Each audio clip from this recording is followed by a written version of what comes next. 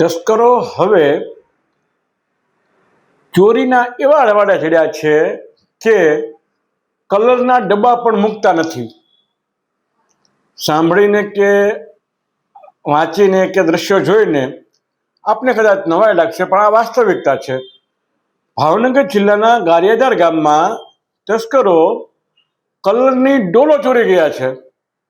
Asian કંપનીના કલરથી માંડીને જે વિવિધ કંપનીની બ્રાન્ડો આવે છે કલરની, એ કલરની ડોલો તસ્કરો ચોરી ગયા.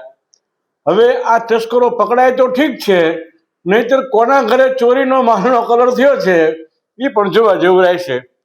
સૂત્રોના જણાવ્યા મુજબ જે પ્રાથમિક અહેવાલો અમને મળી રહ્યા છે તેમાં ગારિયાધારમાં શાલીમાર પેઇન્ટ્સની કલરની એક દુકાન આવેલી છે. આ દુકાનના ગોડાઉનમાં 4,83,000 રૂપિયાનો કલરનો માલ સામાન પડ્યો હતો, કે જેમાં કલરની ડોલો આવે છે. જેમાં Asian company, Indigo, Birla apps જેવી વિવિધ કંપનીની 119 ડોલ હતી, જે તમામ ડોલ તસ્કરો ચોરી ગયા છે. આ મામલે સમગ્ર ઘટનાને પગલે દુકાનના માલિકે ગારિયાધાર પોલીસ સ્ટેશનમાં ફરિયાદ નોંધાવી છે અને પોલીસે આ સંદર્ભે BNS કલમ 306A, 331(3) અને 331(4) મુજબ ગુનો દાખલ કર્યો છે.